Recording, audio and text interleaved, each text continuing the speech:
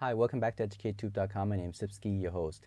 In this video, I want to talk about the Nikon D7000 and whether this camera is still relevant in the year 2022 and beyond. In fact, I made a video last year and the year before saying that this camera is still relevant in those years. And now, in 2022 and beyond, I still think this camera is definitely relevant. In fact, there's one feature, as I learned over the years, is more superior than my Sony a5000 or the 6000 series. And I'll talk about it right now.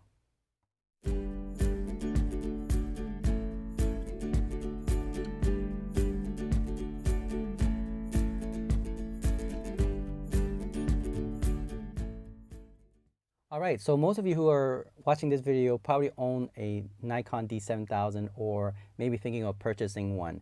Now, should you buy one in the year 2022? Well, it depends, right? If the purchase price is under $300, including the kit lens, then I think it's definitely a bargain. If it's greater than that, well, it depends on the quality of the camera itself. It's like new, maybe it's worth $400 or $500, okay?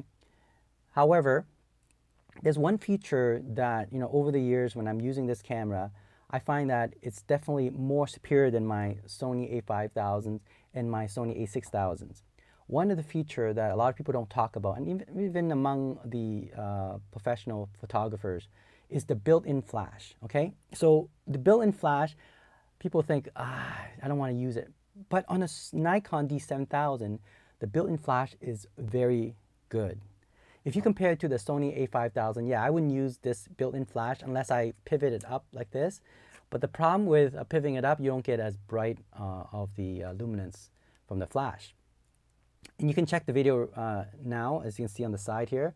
You can see that on the Sony a5000, when I took one without and with flash, you can see that without the flash, of course, there's no much light. And then if you put in the flash, you can see there's a shadow. And the reason for that is because this is such a tiny flash. So you can see that when you take a picture with a flash, the lens here, this is the 16 to 55 mils kit lens, it actually creates a shadow. And you can look at that right there. Okay, so this flash actually is not that great. You might have to tilt it up so you don't get that shadow.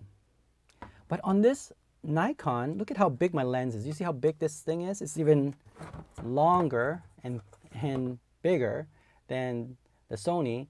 But yet, if you look at the picture here, one with and without the flash, you can see that even with the big lens, there is no cast of shadow. So something about the flash from the Nikon give you an even light distribution. And in fact, this would be the camera I would use for indoor low light situation or even outdoor in the evening. And you can check my video at the end where I took picture in the evening with the flash on. And it shows a beautiful image. For some reason, the flash that Nikon put in, the built-in flash, is definitely worth the money alone. The feature itself is worth the money alone. And I think when you're taking indoor photos, the flash, built-in flash, is definitely an important feature that you should consider in any camera, especially a pro-consumer camera.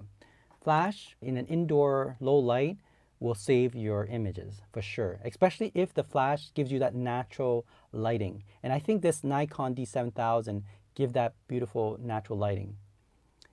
So that's one feature that I say Nikon D7000 is still relevant till today's standard 2022. You can check other camera and see how the flash works for indoor. And by the way, having a flash means that you can bring up your shutter speed to 1/400th of a second, which is amazing. You can capture anything instantly, freeze frame things, right?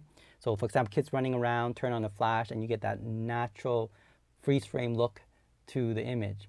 Oh, you can even turn the ISO down so you can get on the base ISO level, and you can also change the aperture. So by controlling, the flash helps with the exposure for sure. For example, you now have more light, you don't have to worry about cranking up the ISO, you don't have to worry about opening up the aperture, the f-stops, and you don't have to worry about the shutter speed. Now, of course, the only thing that you might have to worry about, and that's why I'm saying about the Sony, the flash is far inferior than the Nikon. The image comes out with a flash, it's not always pleasing, right? You get this kind of color look to it that's look very aesthetic, unpleasing. And I think the Nikon, if you color balance it, now you set it so that it's flash white balance. So set the feature to flash white balance and you get a natural look to it. I think Sony, same thing. If you set it to flash balance, then I think you might get also a pretty good looking images, okay? So you just have to play around, test a few images while you're taking it. And once you get the right color balance, then the flash is a important tool to have when you're taking pictures. So consider that when you are taking pictures, that flash is built-in flash especially, which doesn't cost you any money, especially in a camera like Nikon D7000. It's an important feature to have. Other feature I mentioned last year that Nikon D7000 has over Sony cameras is that it has a built-in like that photo editor. It has actually a software you can do a quick editing. And a lot of people don't know about that. And I think a lot of my viewers actually commented on saying that they didn't even know that there was a video editing feature in the Nikon D7000. Okay. Now, in terms of ergonomics, right? A lot of people say, oh yeah, but the Nikon has a really good ergonomics. Not to be honest with you, if you compare the smartphone in terms of ergonomics, it's like 1 out of 10, right? So like the Apple or the Samsung, forget about ergonomics. This is like 1 out of 10. Now for Sony, like for this one here, I would say it's still within 7 or 8. Again, depending on just how small your hand is and if you want a really compact camera or not. So it's not too bad. But then if you look at the Nikon D7000, ergonomics wise, it's very good, right? It has all the button and everything seems natural. The only thing, of course, is a bit heavy. So I would give this, of course, probably 8 to 10. This ergonomic rating is relative to the person who's using it. So I would say these two cameras, again, depend on what feature you want out of it. You want compact or you want the way it feels.